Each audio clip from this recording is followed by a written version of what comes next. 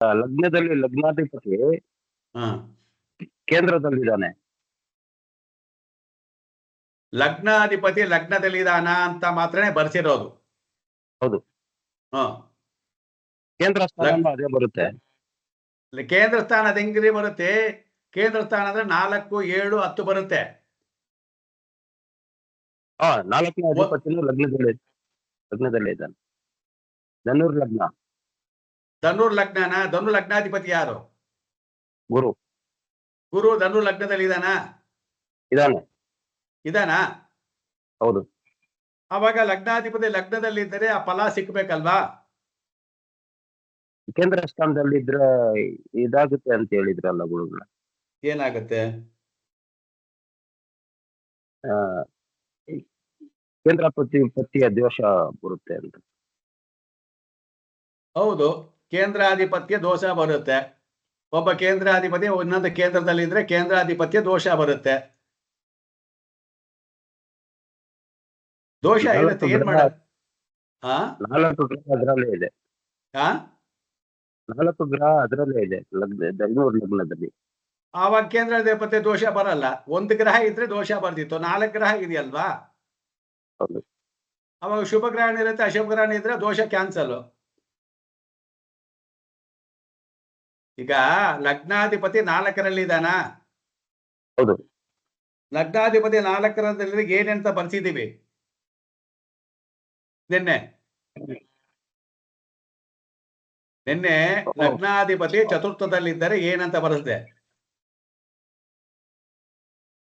4ನೇ ಮನೆ, ವಾಹನ, ಮಾತೃ ಪ್ರೀತಿ, ಮಾತೃ ವಿಧೇಯತೆ, ಸುಖಿಯು, ಶ್ರೀಮಂತನು, ಗೃಹ ವಾಹನ ಸೌಕರ್ಯ ಉಳ್ಳವನು, ಪಿತೃವಿಗೆ ಅರಿಷ್ಟವನ್ನು ಉಂಟು ಮಾಡುವವನು ಆಗುತ್ತಾನೆ. ಹೌದಾ? ಅದೆಲ್ಲ ಆಗಿದೆಯಾ? ವಯಸ್ಸೆಷ್ಟು?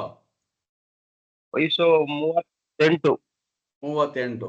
ಸೊ ಅವನು ಮಾತೃ ಸೌಖ್ಯದಲ್ಲಿ ಇರ್ತಾನೆ, ವಾಹನ ಇರ್ತದೆ, ಮನೆ ಇರ್ತದೆ, ಪಿತೃವಿಗೆ ಅನಿಷ್ಟವನ್ನು ಉಂಟು ಮಾಡಿರ್ತಾನೆ ಅಂತ, ತಂದೆಗೆ ಸ್ವಲ್ಪ ಅನಿಷ್ಟವನ್ನು ಉಂಟು ಮಾಡಿರ್ತಾನೆ ಅಂತ ಹೇಳಿದೆ. ಹೌದಾ? ಇದೆಯಾ? ಆಗಿದೆಯಾ? ನಿಮ್ಮ ತಂದೆ ಅಂದ್ರೆ ಅವ್ರ ತಂದೆಗೆ ಏನಾದ್ರು ಸ್ವಲ್ಪ ಕಷ್ಟ ಬಂದಿರ್ಬೋದು, ಅವ್ರು ಹುಟ್ಟಿದಾಗ ಮನೆ ಬಿಟ್ಟು ಬದಲಾವಣೆ ಆಗಿರ್ಬೋದು, ಬೇರೆ ಏನಾರ ವ್ಯವಹಾರ ಆಡಿರ್ಬೋದು, ಇಲ್ಲ ಒಂದ್ಸಾತಿ ಡೌನ್ ಫಾಲ್ ಆಗಿ ಮತ್ತೆ ಮೇಲ್ಗಡೆ ಬಂದಿರಬಹುದು. ಆಗಿದೆಯಾ? ಅಷ್ಟನ್ನೇ ನಾನು ಹೇಳಿದ್ದು. ನೀವ್ ಇವಾಗ ನೋಡಿದ್ರಲ್ಲ, ಅದನ್ನ ಗ್ರೂಪ್ ಅಲ್ಲಿ ಹಾಕಿಯಲ್ಲ, ನಿಮ್ಗೆ ಎಲ್ರಿಗೂ ಹೇಳಿದೆ. 10 ಜನ 10 ಹಾಕಿದ್ರೆ 10 ಪಾಯಿಂಟ್ ಬಂದಿರೋದು. ಓಕೆ, ಇವತ್ತೊಂದು ದಿನ ಒಂದೊಂದು ಪಾಯಿಂಟ್ಗಳು ಹೇಳ್ತಾ ಹೋಗ್ತಾ ಇರ್ತೀನಿ, ನೀವು ನೋಡ್ಕೊಳ್ತಾನೆ ಹೋಗ್ತಾ ಇರಬೇಕು. ಒಂದ್ ಕಡೆ ಸೈಡ್ ನಲ್ಲಿ ಟಿಪ್ಸ್ ತರ ಬರ್ದಿಕೊಬೇಕು. ನಿನ್ನೆ ಏನ್ ಟಿಪ್ಸ್ ಹೇಳಿದೆ? ನಿನ್ನೆ ಗುರುಗಳೇ, ನಾವು ಪ್ರತಿಯೊಂದಕ್ಕೂ ಬರೀ ಲಗ್ನದಿಂದ ನೋಡ್ಬೇಕಾಗ್ತದ, ರಾಶಿನೂ ತಗೊಬೇಕಾಗ್ತದೆ? ಜಾತಕವನ್ನ ರೀಡ್ ಮಾಡುವಾಗ, ಭಾವಗಳ ಬಗ್ಗೆ ರೀಡ್ ಮಾಡುವಾಗ ಲಗ್ನದಿಂದಲೇ ನೋಡಬೇಕು. ಗೋಚಾರ ಬಂದಾಗ ರಾಶಿಯಿಂದ ನೋಡಬೇಕು. ಆಯ್ತಾ? ಸರಿ. ಆದರೆ ಕೆಲವು ಸಾರ್ತಿ ಕೆಲವು ಬುಕ್ಗಳಲ್ಲಿ ಕೆಲವರು ಏನ್ ಹೇಳಿದ್ದಾರೆ ಅಂದ್ರೆ, ಚಂದ್ರನಿಂದನೂ ನೋಡಿ. ಸಪೋಸ್ ಲಗ್ನ ಕಂಪ್ಲೀಟ್ ಆಗಿ ಕೆಟ್ಟೋಗಿದೆ, ಲಗ್ನಾಧಿಪತಿ ಬಲ ಇಲ್ಲ ಅಂದಾಗ ಚಂದ್ರನಿಂದ ಏನಾದ್ರೂ ಸಿಗುತ್ತಾ ಅಂತ ನೋಡಿ ಅಂತಾನು ಹೇಳಿದ್ದಾರೆ. ಸರಿ ಗುರು, ಆಯ್ತಾ? ಬಟ್ ಆದ್ರೆ ಮುಖ್ಯವಾದ ಮೈನ್ ರೋಲ್ ಬಂದು ಚಂದ್ರನೇ, ಸಾರಿ ಲಗ್ನನೇ, ಸಿದ್ದರಾಮಯ್ಯನೇ ಮೇಯ್ನು. ಸರಿ ಗುರು, ಸಿದ್ದರಾಮಯ್ಯನೇ ಮೇಯ್ನು. ಸಿದ್ದರಾಮಯ್ಯ ಇಲ್ದಲೇ ಇದ್ದಂತ ಸಮಯದಲ್ಲಿ ಡಿ.ಕೆ. ಶಿವಕುಮಾರನ್ನ ನೋಡಿ, ಅಂದ್ರೆ ಏನು, ಸಿಎಂ ಇಲ್ದಲೇ ಇದ್ದಂತ ಸಮಯದಲ್ಲಿ ರಾಶಿ ನೋಡ್ಬೇಕು ಅಂತ ಗುರುಗಳು. ರಾಶಿ ನೋಡಬಹುದು, ನೋಡಲೇಬೇಕು. ಸಮಯದಲ್ಲಿ ರಾಶಿ ನೋಡ್ಬೇಕು, ರಾಶಿನೇ ಮುಖ್ಯವಾಗಿ ನೋಡಬೇಕು, ರಾಶಿಯನ್ನೇ ಪರಿಗಣಿಸಬೇಕು. ಮುಖ್ಯ ಸಾರಿ ಲಗ್ನ. ಸರಿ ಗುರು. ಓಕೆ, ನಿನ್ನೆ ಒಂದು ಟಿಪ್ ಕೊಟ್ವಿ. ಏನ್ ಟಿಪ್ಸ್ ಕೊಟ್ವಿ ನಿನ್ನೆ? ದಿನ ಒಂದು ಟಿಪ್ಸ್ ಅನ್ನ ಸಪರೇಟ್ ಆಗಿ ಬರ್ದಿಕ್ಕೊಬೇಕು, ಮಾತಾಡಬೇಕು. ನೆನ್ನೆ ಏನ್ ಟಿಪ್ಸ್ ಕೊಟ್ಟಿವಿ ನೆನ್ನೆ? ಇದೇ ಮೀನ ಲಗ್ನದವರು 9ನೇ ಮನೆ ಅಂತ ಕೇಳಿದ್ರು, ತಂದೆಯ ಬಗ್ಗೆ ಕೇಳಿದ್ರು. ತಂದೆಯ ಬಗ್ಗೆ ಕೇಳಿದಾಗ ಹೆಂಗ್ ನೋಡಿದ್ವಿ? ತಂದೆಯ ಮನೆಯನ್ನ 9ನೇ ಮನೆಯನ್ನ ಲಗ್ನ ಅಂತ ಇಟ್ಕೊಂಡು 10ನೇ ಮನೆ ಸಿಂಹರಾಶಿ, ಅದು ಕರ್ಮ ಅಂತ ತಗೊಂಡು ಕರ್ಮಾಧಿಪತಿಯಾಗಿರ್ತಕ್ಕಂಥ ರವಿ ಮೇಷದಲ್ಲಿ ಉಚ್ಚ ಸ್ಥಾನದಲ್ಲಿ ಶುಕ್ರನ ನಕ್ಷತ್ರದಲ್ಲಿ ಕುಳಿತಿದ್ದಾನೆ ಅಂತ ನೋಡಿದ್ವಿ. ಆಮೇಲೆ ಶುಕ್ರ 2ನೇ ಮನೆ 7ನೇ ಮತ್ತು 12ನೇ ಮನೆ ಅಧಿಪತಿಯಾಗಿ ಮೇಷದಲ್ಲಿದ್ದಾನೆ ಅಂತ ನೋಡಿದ್ವಿ. ಅದು ಕಾಲಪುರುಷನ ಕಾಲಪುರುಷನ 1ನೇ ಭಾವ. ಪದಗಳನ್ನು ಅರ್ಥ ಮಾಡ್ಕೊಳ್ಳಿ. ಕಾಲಪುರುಷನ 1ನೇ ಭಾವ ಮೇಷ. ಅದನ್ನ ಆವಾಗ ಟಚ್ ಮಾಡ್ತಾ ಇರಬೇಕು. ನೇಚರಲ್ ಚಾರ್ಟ್ ಜೊತೆ ನೋಡಿದಾಗ 10ನೇ ಮನೆಗೆ ಅವನು 12ನೇ ಮನೆ ಮತ್ತು 7ನೇ ಮನೆಯ ಅಧಿಪತಿಯಾಗಿ ಲಗ್ನದಲ್ಲಿ ತಲೆಯಲ್ಲಿ ಕುತ್ಕೊಂಡಿರೋದ್ರಿಂದ ಶಿರಕ್ಕೆ ಸಂಬಂಧಪಟ್ಟಂತ ವಿಚಾರಗಳು ಬರ್ತಾ ಇದೆ ಅಂತ ಹೇಳಿದ್ವಿ. ಅಲ್ಲಿ ರವಿ ಬಂದು ಕರ್ಮ, ತಂದೆನೂ ಅವನೇ, ತಂದೆಯ ಕಾರಕ ಅಂತ ಹೇಳಿದ್ರೆ ರವಿನೇ. ಮತ್ತೆ 10ನೇ ಭಾವಾಧಿಪತಿ ಕರ್ಮಕಾರಕ, ಕರ್ಮವನ್ನು ಸೂಚಿಸುತ್ತದೆ. ಇಲ್ಲಿಂದ 6ನೇ ಮನೆಯಲ್ಲಿ ಕೂತ್ಕೊಂಡಿದ್ದಾರೆ. ಎಲ್ಲಿಂದ? ವೃಶ್ಚಿಕ ರಾಶಿಯಿಂದ 6ನೇ ಮನೆಯಲ್ಲಿ ಸ್ಥಿತವಾಗಿರುವುದರಿಂದ 6 ಮತ್ತು 10ನೇ ಮನೆ ಕಲೆಕ್ಷನ್ ಆಗಿ ರವಿ ಮತ್ತೆ ಶುಕ್ರ. ರವಿ ನೆನ್ನೆ ಒಂದು ಸಾರ್ತಿ ಬರ್ಸಿದ್ದೆ ನಾನು. ರವಿ ಅಂತಕ್ಕಂಥವನು ಕೂದಲಿಗೆ ಕಾರಕ. ರವಿ ಲಗ್ನದಲ್ಲಿದ್ದಾನೆ ಅಂತ ಹೇಳಿದ್ರೆ ಕೂದಲುಗಳು ಕಡಿಮೆ ಆಗತ್ತೆ ಅಂತ ಒಂದು ಮಾತನ್ನು ಹೇಳಿದ್ವಿ. ಸೊ ಕೂದಲು ಕಡಿಮೆ ಆಗತ್ತೆ ಅಂತ ರವಿನೂ ಇಂಡಿಕೇಟ್ ಮಾಡ್ತಿದ್ದಾನೆ. ಬಟ್ ಆದ್ರೆ ನಾವಿಲ್ಲಿ ಅದನ್ನು ತಗೊಂತಾ ಇಲ್ಲ. ಇಲ್ಲಿ ತಗೊಂತಿರೋದು ಯಾರನ್ನ? ಶುಕ್ರನನ್ನ. ಶುಕ್ರ ಏನಾಗ್ತಿದ್ದಾನಲ್ಲಿ? ಶುಕ್ರ ಬಂದು ಗುಂಗುರು ಕೂದಲು. ಸೊ ಇದು ತಲೆ.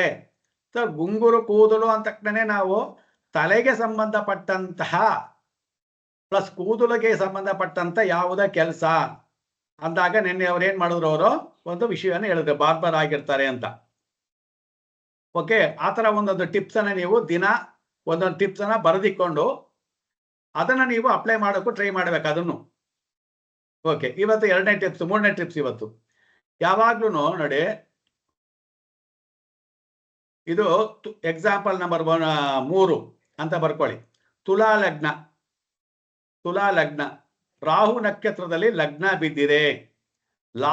ರಾಹು ನಕ್ಷತ್ರದಲ್ಲಿ ಲಗ್ನ ಬಿದ್ದಿದೆ ಅಂತ ಹೇಳಿದ್ರೆ ಏನ್ ಹೇಳ್ತಾ? ಅದು ರಾಹು ನಕ್ಷತ್ರದಲ್ಲಿ ಲಗ್ನ ಬಿದ್ದಿದೆ ಅಂತ ಹೇಳಿದ್ರೆ ಏನು?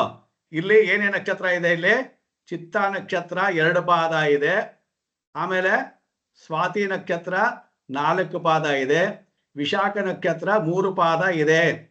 ಅವಾಗ 6 ಡಿಗ್ರಿ ಇಂದ ಇಲ್ಲಿ 3 ಡಿಗ್ರಿ 20 ನಿಮಿಷ, 3 ಡಿಗ್ರಿ 20 ನಿಮಿಷ ಅಂದ್ರೆ 6 ಡಿಗ್ರಿ 40 ನಿಮಿಷದಿಂದ 13 ಡಿಗ್ರಿ 20 ನಿಮಿಷ ಅಂದ್ರೆ ಎಷ್ಟು? ಟೋಟಲ್ ಎಷ್ಟಾಯ್ತು? 13 6 19 20 ಡಿಗ್ರಿ ಒಳಗಡೆ. ಎಲ್ಲಿ? 6 ಡಿಗ್ರಿ 40 ನಿಮಿಷದಿಂದ 20 ಡಿಗ್ರಿ ಒಳಗಡೆ ಲಗ್ನ ಬಿಂದು ಬಿದ್ದಿದೆ, ಲಗ್ನ ಪಾಯಿಂಟು. ಆವಾಗ ಅದನ್ನು ನಾವು ಕೇತುವಿನ ನಕ್ಷತ್ರದಲ್ಲಿ ಲಗ್ನ ಬಿದ್ದಿದೆ ಅಂತ ಹೇಳಬೇಕು, ಕರಿಬೇಕು, ಹೇಳಬೇಕು. ಸೊ ಹಾಗೆ ಅದಕ್ಕೆ ತೋರಿಸಿದ್ದು. ಓಕೆ, ಅದಾಯ್ತು. ಅದೆಲ್ಲ ಪ್ರಶ್ನೆ ನಮಗೆ. ಲಗ್ನ ಬಂದು ತುಲಾ ಲಗ್ನ ಬಂದು ರಾಹು ನಕ್ಷತ್ರದಲ್ಲಿ ಅಂತ ಹೇಳಿದ್ವಿ. ಈ ರಾಹುಗೆ ಸ್ವಂತ ಮನೆ ಇಲ್ಲ. ಹಾಗಾಗಿ ಅವನು ಯಾವ ನಕ್ಷತ್ರದಲ್ಲಿ ಸ್ಥಿತನಾಗ್ತಾನೋ, ಯಾವ ಮನೆಯಲ್ಲಿ ಸ್ಥಿತನಾಗ್ತಾನೋ ಅದಕ್ಕೆ ತಕ್ಕ ಹಾಗೆ ನಾವು ಫಲವನ್ನ ಹೇಳಬೇಕಾಗಿ ಬರುತ್ತೆ. ರಾಹು ಎಲ್ಲಿ ಸ್ಥಿತನಾಗಿದ್ದಾನೆ? 8ನೇ ಮನೆಯಲ್ಲಿ. ಇದು 1ನೇ ಮನೆ ಅಂತಾರೆ. ಇಲ್ಲಿಂದ ಇದಕ್ಕೆ ನೇರವಾಗಿ 7ನೇ ಮನೆ. ಇದು 8ನೇ ಮನೆ. ಇದು 8ನೇ ಮನೆ. 8ನೇ ಮನೆಯಲ್ಲಿ 8ನೇ ಮನೆಯಲ್ಲಿ ಎಲ್ಲಿ ಸ್ಥಿತಕೊಂಡಿದ್ದಾನೆ? 8ನೇ ಮನೆಯಲ್ಲಿ ರಾಹು ಮೃಗಶಿರ ನಕ್ಷತ್ರದಲ್ಲಿ ಇದ್ದಾನೆ. ಇಲ್ಲಿ ಮೃಗಶಿರ ನಕ್ಷತ್ರ. ಮೃಗಶಿರ ನಕ್ಷತ್ರ ಇಲ್ಲಿ ರಾಹು ಇಲ್ಲಿ ಸ್ಥಿತನಾಗಿದ್ದಾನೆ. ಈಗೇನ್ ಕನೆಕ್ಟ್ ಮಾಡ್ತೀರಾ? ಒಂದನೇದು ಈ ಲಗ್ನಕ್ಕೆ ಅಷ್ಟಮ ಅಂತಕ್ಕಂಥದ್ದು ಏನಪ್ಪ? ಅದು ಅಷ್ಟಮ ಅಂದ್ರೆ ಏನು? ಆಪತ್ತು, ಅವಘಡ, ಅವಮಾನ, ಇದೆಲ್ಲ ಹೇಳ್ತಾ ಇರಬೇಕು. ಕಂಠಪಾಠ ಮಾಡಬೇಕು. 10 12 ಪಾಯಿಂಟ್ ಅನ್ನ ಸರಾಗವಾಗಿ ಹೇಳಬೇಕು. ಅಷ್ಟಮ ಸ್ಥಾನ ಅಂದ್ರೆ ರಂಧ್ರ, ನಿಧನ, ಮರಣ, ಅವಘಡ, ಅವಮಾನ, ಕಳೆದು ಹೋಗೋದು, ಮಾನಹಾನಿ, ಕೋರ್ಟು, ಕಚೇರು, ಕೇಶು, ದಾವ, ಇದು ಕಟ ಕಟ ಕಟ ಕಟಕ ಅಂತ ಹೇಳ್ತಾ ಇರ್ಬೇಕು. ಹೇಳ್ತಾನೆ ಬರೋದದು. ಆಡ್ತಾ ರೋಗ, ಆಡ್ತಾ ರಾಗ, ನಳ್ತಾ ರೋಗ ಅಂತ ಏನು ಹೇಳ್ತಾರಲ್ವಾ, ಹಾಗೆ. ಅವಾಗ 8ನೇ ಮನೆ ಲಗ್ನಕ್ಕೆ, ಲಗ್ನ ಯಾರು? ಜಾತಕ. ಲಗ್ನ ಅಂದ್ರೆ ಜಾತಕ. ಇವನು 8ನೇ ಮನೆಯಲ್ಲಿ ಇವನ 8ನೇ ಮನೆಯ ಕನೆಕ್ಷನ್ ಬಿಟ್ಟು ಬರೋದ್ರಿಂದ ಇವನಿಗೆ ಅಪಘಾತ. ಯಾರು ಇಂಡಿಕೇಟ್ ಮಾಡಿದ್ದು? ನಕ್ಷತ್ರಾಧಿಪತಿ ಇಂಡಿಕೇಟ್ ಮಾಡಿದ್ದು. ಅವನು ಅದು ಇಂಡಿಕೇಟ್ ಮಾಡ್ತಾನೆ. ಎಲ್ಲಿ ಕೂತ್ಕೊಂಡಿದ್ದಾನೆ? ಕುಜನ ನಕ್ಷತ್ರ. ನೋಡಿ ಹೆಂಗ್ ಬರ್ತಿದೆ ಇದು, ಕುಜನ ನಕ್ಷತ್ರ. ಓಕೆ. ಸೊ ಇದು 2ನೇ ಮನೆ ಅಂತಕ್ಕಂಥದ್ದು. ಈಗ ಕಾಲಪುರುಷನ 2ನೇ ಭಾವ ಏನೇನು ಇಂಡಿಕೇಟ್ ಮಾಡುತ್ತಪ್ಪ? ಕಾಲಪುರುಷನ 2ನೇ ಭಾವ ಮುಖ, ಕಣ್ಣು, ಗುಡ್, ಕಣ್ಣು, ಬಾಯಿ, ಮಾತು, ಮೂಗು, ನಾಲಿಗೆ, ಹಲ್ಲು. ಈಗ ಏನ್ ಮಾಡಬೇಕು? ಈ ಕುಜ ಯಾವ್ದಕ್ಕೆ ಕಾರಕತ್ವ? ಕುಜ ಬಂದು ಹಲ್ಲಿಗೆ ಕಾರಕತ್ವ. ನೋಡಿ ಹೆಂಗೆ ಡಿವೈಡ್ ಮಾಡ್ಬಿಟ್ಟಿ. ಅದ್ರೊಳಗಡೆ ಬೇಕಾದಷ್ಟು ಕಾರಕತ್ವ ಹೇಳಿದ್ವಿ ನಾವು. ಈ ಬೇಕಾದಷ್ಟು ಕಾರಕತ್ವ ಹೇಳಿದ್ವಿ. ಈ ಗ್ರಹಗಳು ಯಾಕೆ ಬೇಕು ಅಂದ್ರೆ ಅದನ್ನ ಸಿಂಪ್ಲಿಫೈ ಮಾಡೋದಕ್ಕೆ. ಇವಾಗ ಇದು ಏನೋ ಮುಖ ಹೇಳ್ಬೋದಾಗಿತ್ತು, ಬಾಯಿ ಹೇಳ್ಬೋದಾಗಿತ್ತು, ನಾಲ್ಗೆ ಹೇಳ್ಬೋದಾಗಿತ್ತು, ಕೆನ್ನೆ ಹೇಳ್ಬೋದಾಗಿತ್ತು, ಕಿವಿ ಹೇಳ್ಬೋದಾಗಿತ್ತು, ಮಾತು ಹೇಳ್ಬೋದಾಗಿತ್ತು. ಯಾವಾಗ ಕುಜ ಅಂತ ಪ್ರತ್ಯೇಕವಾಗಿ ಇಂಡಿಕೇಟ್ ಮಾಡಿದ್ನೋ, ಕುಜನ ಕಾರಕತ್ವ ಏನೇನು? ಕುಜನ ಕಾರಕತ್ವ ಇಲ್ಲಿ ಜೀವದ ಬಗ್ಗೆ ಮಾತಾಡ್ತಿದೀವಿ ಅಂತ ತಕ್ಷಣ ಕುಜದ ಜೀವದ ಬಗ್ಗೆ ಮಾತಾಡ್ಬಿಡ್ಬೇಕು. ತಮ್ಮ, ರಕ್ತ, ಹಲ್ಲು, ಮೂಳೆ ಅಂತ ಗೊತ್ತಾಗಬೇಕು. ಸೊ ಮುಖ ಅಂತ ಬಂದಿದೆ, ತಮ್ಮನ ವಿಷಯ ಬೇಡ, ರಕ್ತದ ವಿಷಯ ಬೇಡ, ಆಮೇಲೆ ಮೂಳೆಯ ವಿಷಯ ಬೇಡ. ಇವಾಗ ಇಲ್ಲಿ ಹಲ್ಲು. ಸೊ ಮುಖದಲ್ಲಿರ್ತಕ್ಕಂಥ ಭಾಗ ಹಲ್ಲು. ಹೆಂಗೆ ಸಿಂಪ್ಲಿಫೈ ಮಾಡ್ತಾ ಹೋಗ್ತಾ ಇದೀವಿ. ಆಗ ಇವರಿಗೆ ಆಕ್ಸಿಡೆಂಟು ಆಗಿ ಹಲ್ಲು ಮುರಿದೋಗಿರುತ್ತದೆ.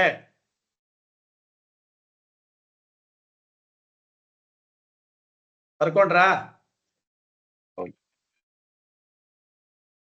ಹೆಂಗ್ ತಗೊಂಡ್ವಿ ಅಂತ.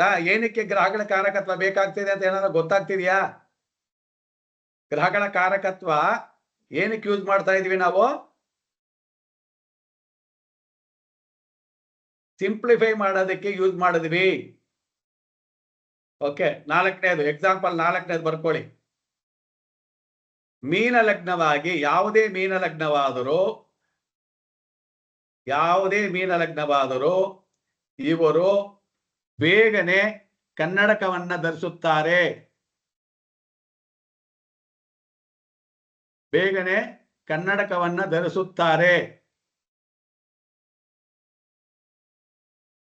ಮತ್ತೆ ಕೋರ್ಟಿಗೆ ಏನೋ ಕುಟುಂಬದ ವ್ಯವಹಾರಕ್ಕೋಸ್ಕರವಾಗಿ ಕೋರ್ಟ್ಗೆ ಹೋಗ್ತಾರೆ. ಕೋರ್ಟು ಕಣ್ಣಿನ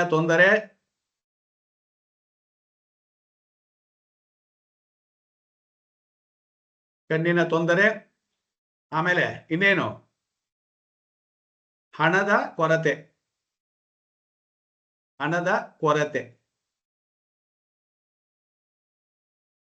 ಬರ್ಕೊಂಡ್ರಾ? ಯಾಕೆ? ನಾನಿವಾಗ ಒಂದು ಲಗ್ನ ಹೇಳಿದ್ರೆ ನೀವೇನ್ ಮಾಡ್ಬೇಕು? ಇಲ್ಲಿರೋ ಲಗ್ನ ಎಲ್ಲ ಡಿವೈಡ್ ಮಾಡ್ಬೇಕು. ಯಾಕಂದ್ರೆ ಇಲ್ಲೆಲ್ಲ ನಕ್ಷತ್ರಗಳು ಗೊತ್ತಿದೆ. ಇದು 1ನೇ ಮನೆ ಅಲ್ವಾ? ಇದು 2ನೇ ಮನೆ. 2ನೇ ಮನೆ ಅಂದ್ರೆ ಏನಂತ ಹೇಳಿದೀವಿ? ಕುಟುಂಬನ. ಹೌದು. ಕಣ್ಣು ಅಂತ ಹೇಳಿದೀವಾ? ಹೌದು. ಹಣ ಅಂತ ಹೇಳಿದೀವಾ? ಹೌದು. ಮಾತು ಅಂತ ಹೇಳಿದೀವಾ? ಹೌದು. ಆಭರಣ, ಮಾತು ಇದೆಲ್ಲ ಹೇಳಿದೀವಾ? ಹೌದು. ಹೌದು. ನೋಡಿ, ಯಾಕೆ ಇವರಿಗೆ ಈ ಕುಟುಂಬದಲ್ಲಿ ಕೋರ್ಟಲ್ಲಿ ಬಂದೇ ಬರುತ್ತೆ ಅಂತ ಹೇಳಿದ್ರೆ, ಅಲ್ಲಿರ್ತಕ್ಕಂಥ ನಕ್ಷತ್ರಗಳು ಯಾರ್ಯಾರು? ಕೇತು ನಕ್ಷತ್ರ. ಕೇತು ನಕ್ಷತ್ರ ಶುಭ ಗ್ರಹಣ ಅಶುಭ ಗ್ರಹಣ?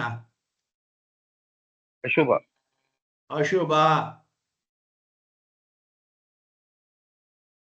ರವಿ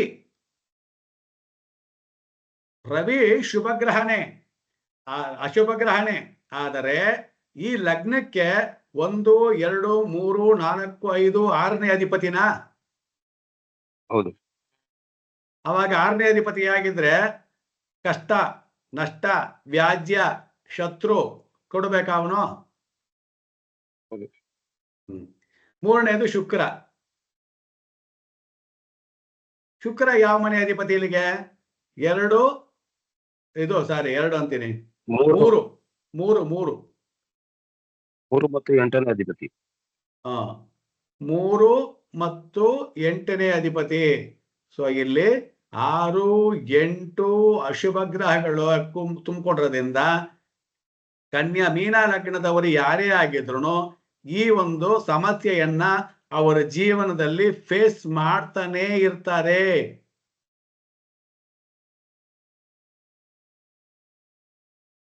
ಫೇಸ್ ಮಾಡಲೇಬೇಕು. ಇದು ಕಾಲಪುರುಷನ ತಲೆಭಾಗ. ಇವಾಗ ಬನ್ನಿ ಕಾಲಪುರುಷನ ತಲೆಭಾಗ ಅಂತ.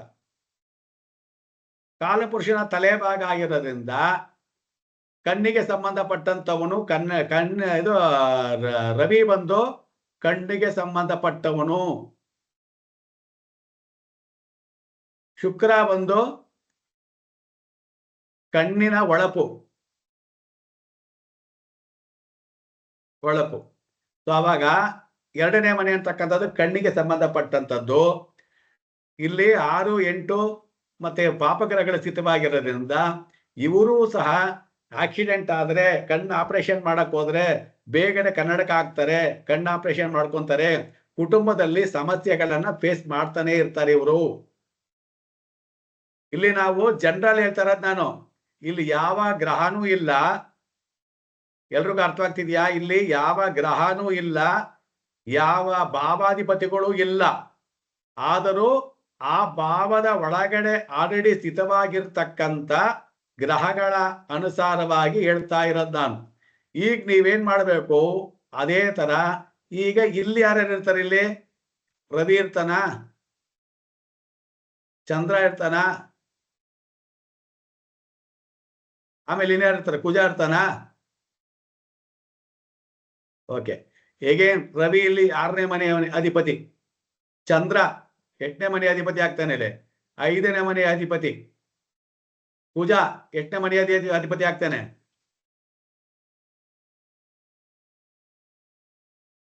ಕುಜ 2 ಮತ್ತೆ 9ನೇ ಮನೆ ಅಧಿಪತಿ.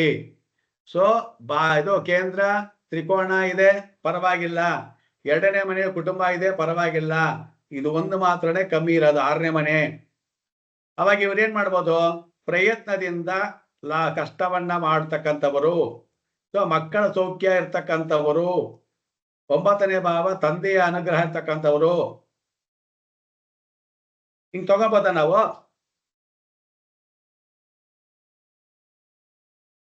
ಈ ತರ ತಗೊಳ್ಬೇಕು, ತಗೊಳ್ಳಿ. ಎಕ್ಸಾಂಪಲ್ ಸುಮ್ಮನೆ ಇದೇ ಕುತ್ಕೊಂಡು ಹೇಳ್ಕೊಂಡು ಕುತ್ಕೊಂಡ್ರೆ ಅದಾಗಲ್ಲ. ಎಕ್ಸಾಂಪಲ್ ಒಂದೊಂದೇ ತಿಳ್ಕೊಳ್ತಾ ಹೋಗಿ. ಓಕೆ, ನೆನ್ನೆ ಎಲ್ಲಿ ನಿಲ್ಸಿದ್ವಿ? ಇವಾಗ ಹೇಳಿದ ಎಕ್ಸಾಂಪಲು, ಈಗ ಹೇಳಿದ ಎಕ್ಸಾಂಪಲು, ನೆನ್ನೆ ಹೇಳಿದ ಎಕ್ಸಾಂಪಲು, ಅದನ್ನೆಲ್ಲ ನೀವು ನಿಮ್ಮ ಜಾತಕದಲ್ಲಾದ್ರೂ ಅಪ್ಲೈ ಮಾಡಿ ನೋಡ್ಬೇಕು. ಇವಾಗ ನಾನೇನ್ ಮಾಡಿದೆ, 2ನೇ ಮನೆಯಲ್ಲಿ ಇಂತಿಂತ ಗ್ರಹಗಳು ಅಂದೆ. ನೀವೇನ್ ಮಾಡಿ, ನಿಮ್ಮ ಎಲ್ಲಾ 2ನೇ ಮನೆಯೊಳಗಡೆ ಯಾವ್ಯಾವ ಗ್ರಹ ಕುತ್ಕೊಳ್ಳುತ್ತೆ, ಹೆಂಗಿದೆ ಅಂತ ಲೆಕ್ಕ ಹಾಕಿ. ಅವ ಕುಟುಂಬ ಹೆಂಗಿದೆ ಅಥವಾ ಅದ್ರೊಳಗಡೆ ಇರ್ತಕ್ಕಂಥದ್ದು ಹೆಂಗಿದೆ ಅಂತ ಲೆಕ್ಕ ಹಾಕಿ. ಓಕೆ, 7ನೇ ಮನೆನಾ? 7ನೇ ಮನೆ. ಬರ್ಕೊಳ್ಳಿ. ಲಗ್ನಾಧಿಪತಿಯು ಶುಭನಾಗಿ ಸಪ್ತಮದಲ್ಲಿದ್ದರೆ ಪತ್ನಿಗೆ ವಿಧೇಯನಾಗಿರುವವನಲ್ಲದೆ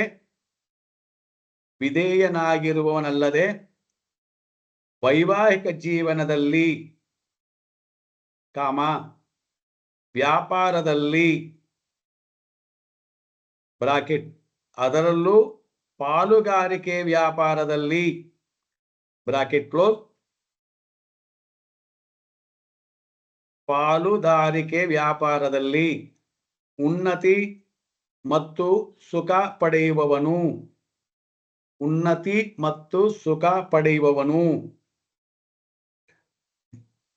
ಬಂಧುಗಳ ಸೌಖ್ಯ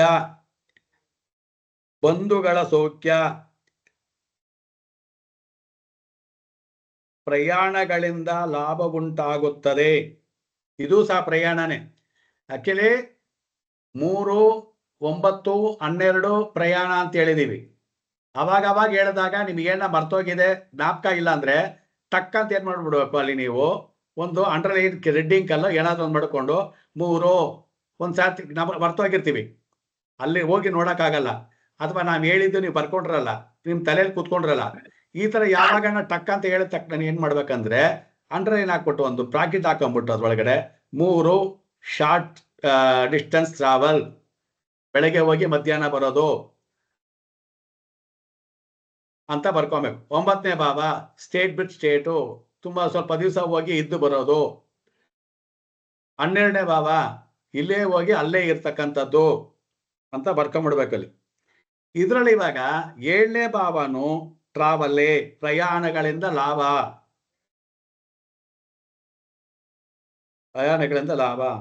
ಪಾಪಗ್ರಹವಾದರೆ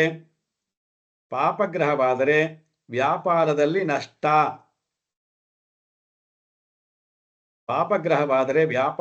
ನಷ್ಟ.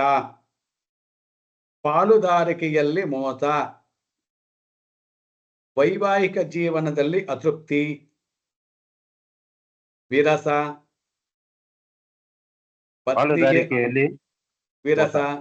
ಪಾಲುದಾರಿಕೆಯಲ್ಲಿ ಮೋಸ. ವೈವಾಹಿಕ ಜೀವನದಲ್ಲಿ ಅತೃಪ್ತಿ, ವಿರಸ. ಪತ್ನಿಗೆ ಅನಾರೋಗ್ಯ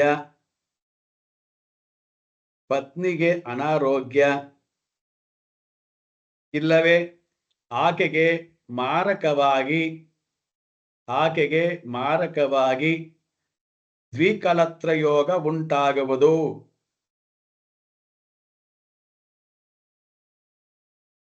ಜಾತಕನ ನಡತೆ ಉತ್ತಮವಾಗಿ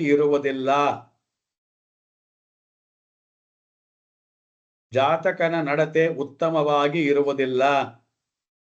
ಶುಭ ಕಾರ್ಯಗಳು ವಿಳಂಬವಾಗಿ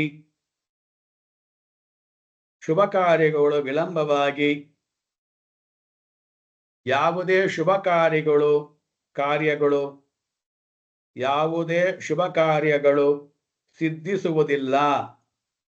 7ನೇ ಭಾವ ಬಹಳ ಇಂಪಾರ್ಟೆಂಟ್.